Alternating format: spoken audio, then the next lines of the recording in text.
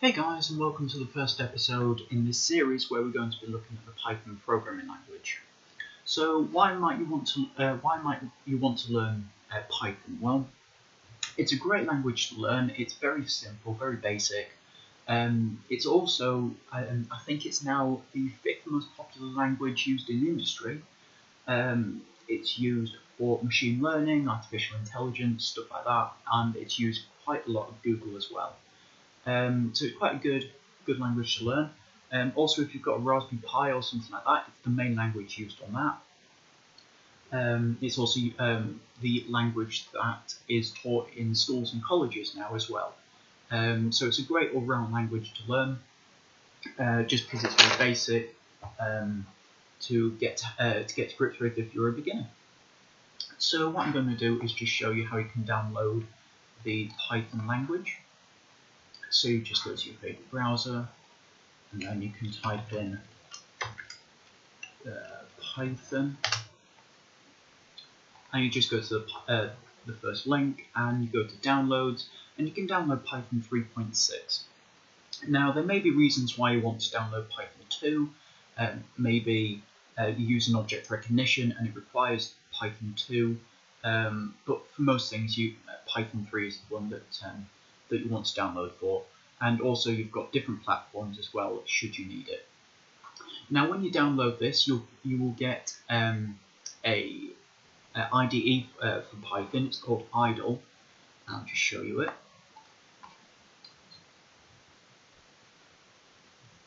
So this is idle, and if this main window is just called the shell.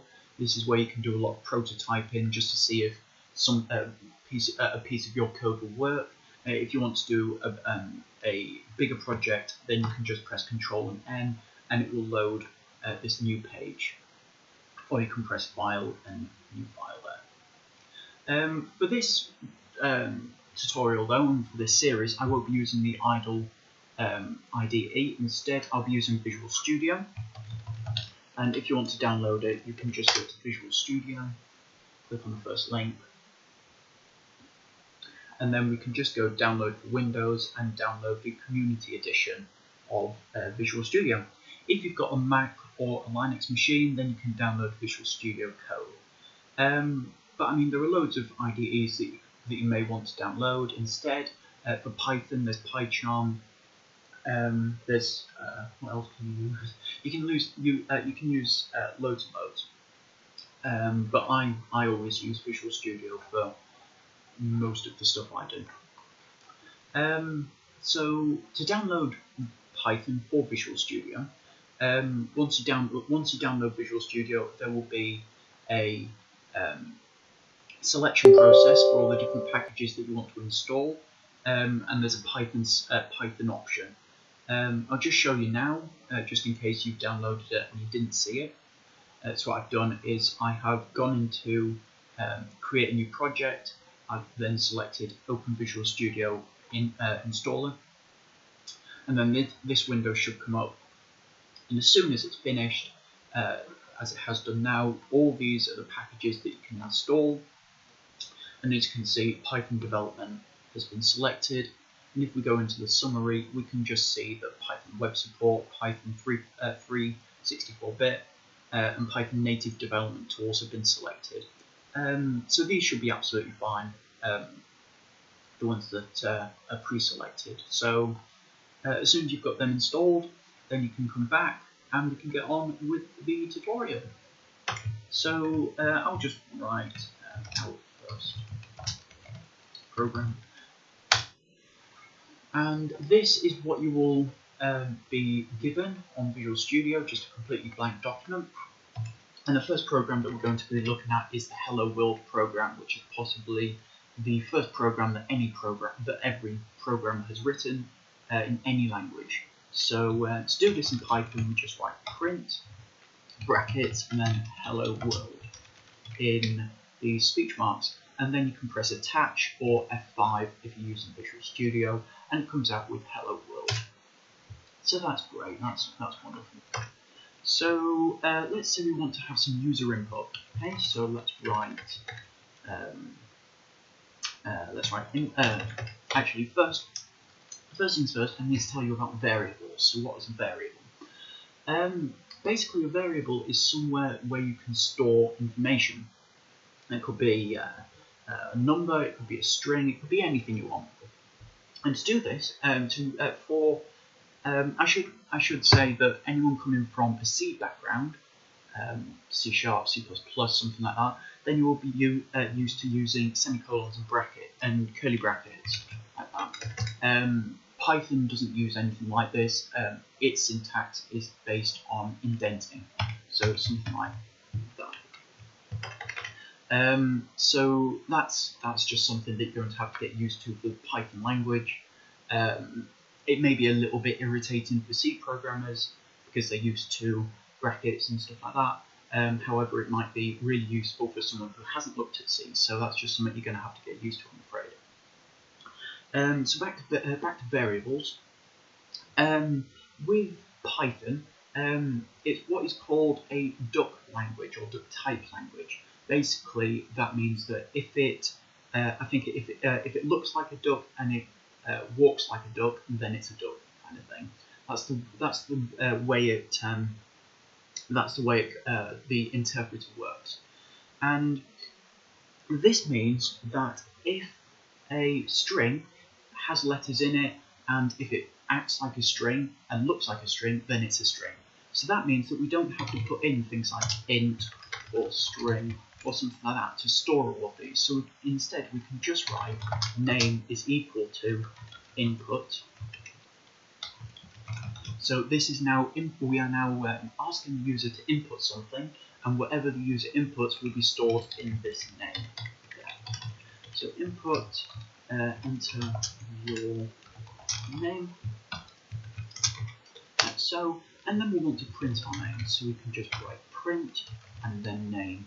And then if we press F5 again, it says enter your name, so I'll write Rob, and it prints out Rob. So that's great. The next thing we can do is we can look at concatenation. So that is basically where you can have sentences either side of the variable in the print statement here. We do that by just writing some speech marks, and then we can write hello, for example, and then we can write a plus symbol, and then hello, how are you? So if we press, I think I pressed it too quickly. There we go. So it says enter your name, Rob. Hello, Rob. How are you? So there we go. That's user input and output as well.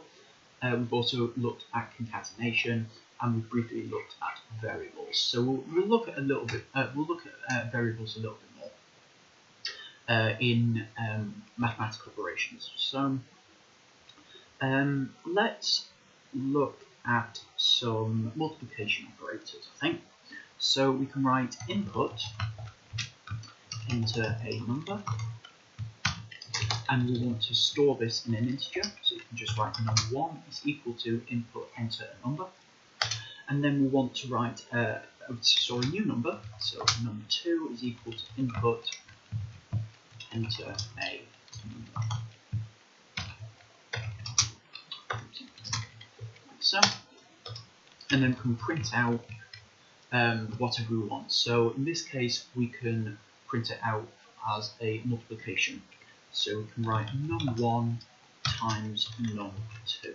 This is just a shorthand way of doing it. You can always do num3 is equal to num1 times num2. That's perfectly allowed, and you will just type num3 in here. This is what I'm doing in the print statement. It's just a shorthand way of doing that.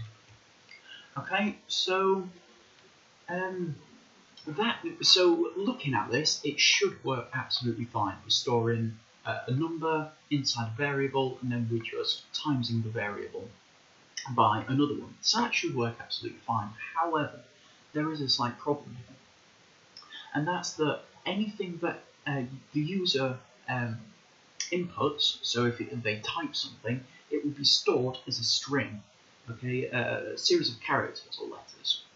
Now we don't want that because you can't times a letter. You know, even if it is treated as a letter, or even if a number is treated as a character. So say this 1 is treated as a character. Okay, so we can't do that times another character. It won't work. So what we have to do is we have to do something called casting. And casting is where you basically convert it into an integer, in this case. And we do that by simply writing int before the input, bracket, and then bracket at the end. And the same for input here. So what this does is it basically outputs and enter a number. The user then inputs whatever number they want. It will then be converted into an integer, and then it will be stored in this num1 variable. So now we can print out num1 times num2, press F5 or attach or whatever in your IDE, whichever one you're using, and then enter a number. So let's say 2 times 4, and we've got 8. Which is fantastic. That's exactly what we wanted. So we can do this with all the other types of operations. So num1 plus num2, print num1 divided by num2, num1 minus num2, and we can see all of them. So let's say 20 in this case and 10. So we've got 200, 3, 2.0 and 10 for all of them. If you want an exponential function or one with powers, like 2 to the power something, then you can just write 2 asterisks. We do that by writing num1 to the power of num2.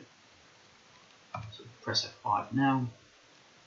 Do 20 and 10, and here we've got 20 to the power 10, and that's the number for it.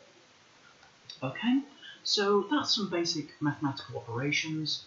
We've also looked at inputs and outputs, and we've also learned how to convert something into an integer. So I hope you found that useful. In the next video we will be looking at if statements, and making the program do something based on a particular state or a particular number or something like that. So like if you've got like a driving application, then you can only drive at a certain age or something like that, and that's fairly simple. So we'll have a look at that in the next video. Hope you found that useful, and thanks for watching.